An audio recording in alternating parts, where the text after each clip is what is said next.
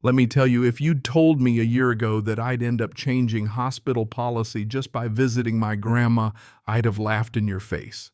But you know how life is. One minute you're sitting in a hospital room holding the hand that raised you, the next minute you're fighting a legal war against an entire institution, all because some stranger burst in and set the world on fire. Yeah, that happened. So picture this St. Jude's Hospital, the big one downtown.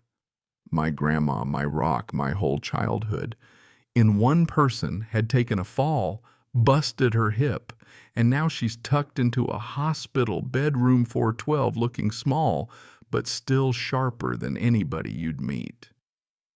I'd just come from this stuffy client meeting, so I'm overdressed in my one good suit, feeling like I stick out a mile in this place that smells like antiseptic and fear.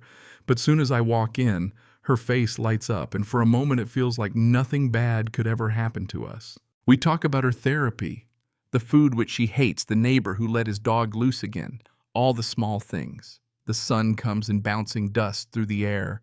I'm just there present, holding her hand, grateful for it all. Then wham, door flies open so hard it bounces off the wall, and in storms this woman, hair wild face, blotchy, in a tracksuit that looks like a Christmas disaster. Her eyes are crazy, her voice even crazier. Where is she? Why is a white woman not in this bed loud enough to shake the floor? You ever been so stunned your brain takes a second to catch up? I looked at Grandma. She's terrified, hand clutched to her chest. Before I can even stand up, this lady's screeching about how they give you people everything, how her mother deserves this room, not you. She pulls out her phone and dials 911, starts hollering about intruders and squatters. I'm just standing there like, is this real life? I try to reason with her, ma'am, you've got the wrong room, but she's gone lost to her own story. And before I can blink, hospital security storms and big guys with tired faces looking at me and only me. They didn't ask for her side, didn't care about mine. Sir, you need to come with us, that's all they said. My own grandmother's room, and they're treating me like the criminal. And here's the kicker. The Karens sob into them about being threatened, and suddenly I'm the problem. The nurse comes running for Grandma. The guards close in, backing me toward the door. I'm caught, stand my ground, I'm aggressive, argue, I'm belligerent. I put my hands up and let them walk me out, every eye in the hallway burning into my back. Out there, they won't let me back in. Karen's in the room playing victim for the nurse, her story growing by the minute. I try to plead my case, my name's on the visitor list. That's my grandma in there, check the cameras. But the head guard just says, "We'll handle it, sir." Translation: you're the problem and we need you out of sight. Then the cops arrive, bored, skeptical. I tell them exactly what happened. Try to keep my voice level because I know how fast things turn ugly if you seem angry. They nod, grunt, then go talk to her. A few minutes later, they come back and hit me with this. She's not pressing charges, but the hospital wants you off the property. Now. I'm floored. But this is my grandmother's room. They shrug. Take it up with administration. Leave or get arrested for trespass. So I do the walk of shame out of St. Jude's, 2 officers behind me, everyone staring. I want to scream, but I just keep my head up. Outside, I'm officially banned, a restraining order handed down, all because I visited my grandma. That night, I can't even call my mom or aunt to tell them. I just stand there feeling crushed by this system that protected the loudest, wrongest person in the building. Next morning, I call patient advocacy thinking a calm explanation will fix it. Nope. Bureaucratic runaround, cold as ice. An incident report was filed. You're banned for 72 hours, maybe longer. I ask if I can at least talk to Grandma on the phone. A nurse can relay a message. That's all. That's when I know it's not a misunderstanding. It's a wall. The hospital picks the path of least resistance, sides with the white woman who screamed and makes me the scapegoat. I try for days, calls to security, the floor manager, everyone. Nothing. Meanwhile, my grandma's asking for me and my family tells her I'm just busy with work. She's sharp, she knows something's wrong. Every day, I'm locked out, her recovery slows. This is what they've done. Then comes the kicker, the legal email. I'm banned indefinitely unless I appeal. They threaten me with arrest if I set foot on their property. I'm livid. I realize I need help. I call lawyers, most of whom don't care until a friend points me to Mr. Evans, a bulldog civil rights attorney with a library for an office, and eyes like he's already got the whole story figured out. He listens, then he smiles, not kindly, but the way a lion does when dinner walks in. They banned you on the word of an aggressor. Didn't review evidence, didn't ask your grandma. He's in. Turns out Karen didn't stop after I got thrown out. She starts calling the hospital, calling my boss, spreading lies, trying to ruin me.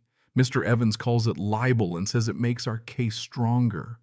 He fires off a nuke to the hospital CEO demanding all security footage and records threatening a lawsuit that'll go public.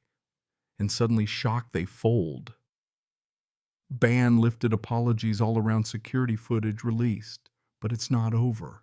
Watching that video, I see everything, the Karen storming in me, calm her, calling security, them going straight for me. The emails show they decided I was the threat before they even talked to me. It's clear as day they failed, then tried to cover it up. Still, I get to see Grandma again, and that moment is pure relief. She cries. I lie and tell her it's all fine, but we both know it's not. Then twist Angela. A nurse reaches out to Mr. Evans. She's young, nervous, but tells him the truth. Karen's mom had died in that room that very morning. Staff knew Karen was unstable, abusive, and would be coming back. No precautions were taken. Instead, they let her walk in and explode, and then punished us. Suddenly, the puzzle's complete.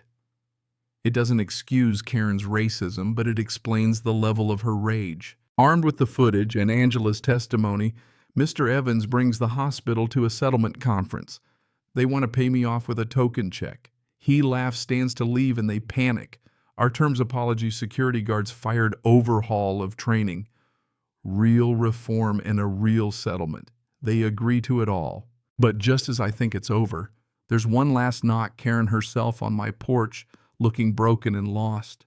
She tries to apologize, pushes a crumpled envelope at me. It's what's left of my mother's estate.